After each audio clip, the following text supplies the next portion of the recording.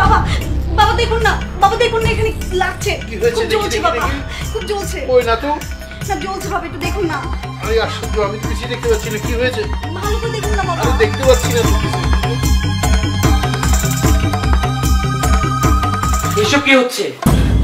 সৈকত, তুমি এসে গেছো। তুমি না আসলে এখনই তোমার বাবা আমার সর্বনাশ করে ফেলতো। এসব কি বলছো বৌমা তুমি?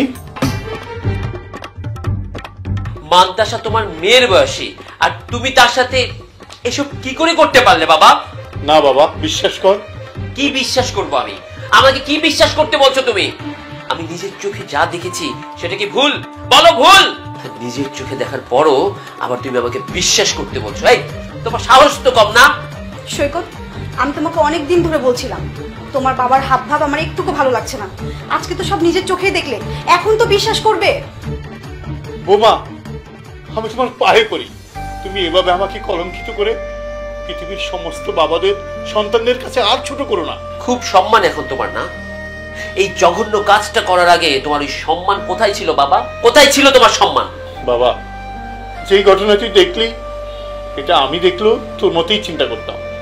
আসলে ঘটনাটা সত্যি নয়। বৌমা হঠাৎ করে দৌড়ে এসে। চুপ থাকেন আপনি।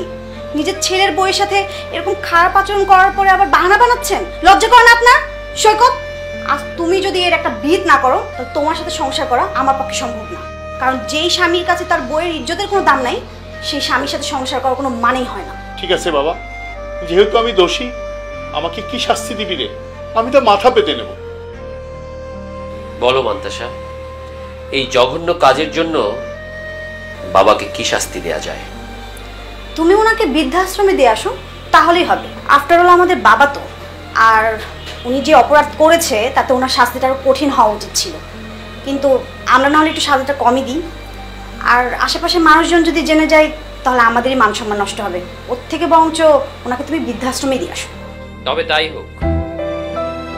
যাও, তোমার ব্যাগ গুছিয়ে নাও, যাও।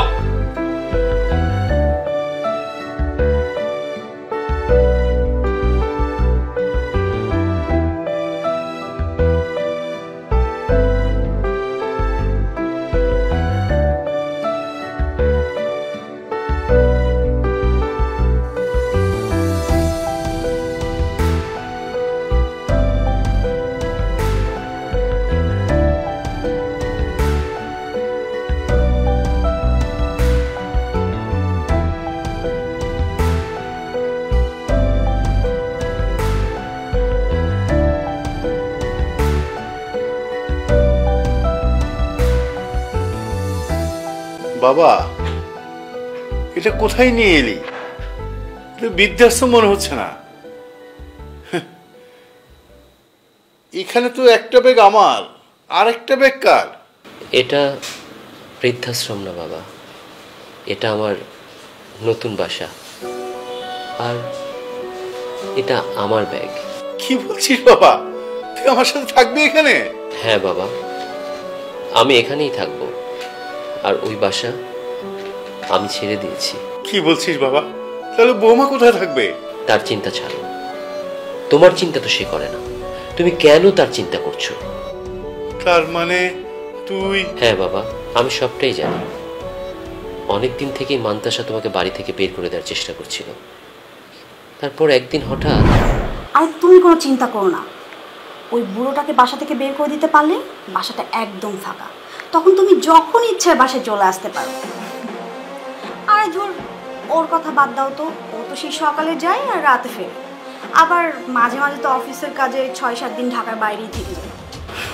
কার সাথে কথা বলছো? ও, আমার বান্ধবী শারমিন।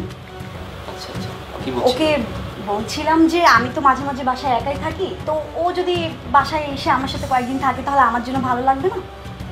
ঠিক আছে, আসো ভেতরে এসো। বাবা, মান্তাসা পরকীয়ায় জড়িয়ে গেছে, আর সেজন্যই সে তোমাকে বাড়ি থেকে বের করার ষড়যন্ত্র করেছে। এটা আমি বুঝতে পেরেছি বাবা। আমি তো আমার বাবাকে জন্মের পর থেকে দেখে আসছি, তুমি আমাদের জন্য কত কী না করেছো।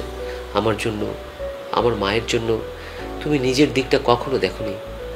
আর এমন বাবা করবে ওই ধরনের জঘন্য কাজ? কখনোই না বাবা।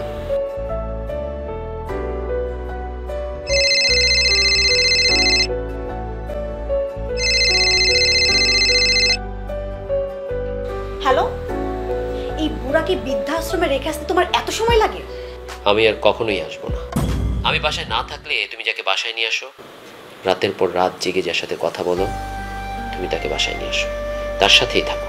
মানে তুমি কি বলছো? আমি তো কিছুই বুঝতে পারছি না। বুঝতে পারছো না? ড্রেসিং টেবিলের ভেতরে একটা সিসিটিভি ক্যামেরা রয়েছে, সেটা ফুটেজগুলো কম্পিউটারে দিয়ে দেখো, তাহলেই বুঝতে পারবে আমার না আসার কারণ। আরেকটা কথা, আমি ওই বাসাটা ছেড়ে দিয়েছি, তুমি তোমার নতুন বয়ফ্রেন্ডকে নিয়ে একটা বাসা খুঁজে নাও। Good bye.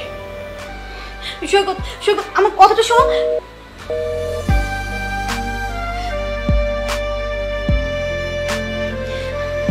এখন আমি কি করবো?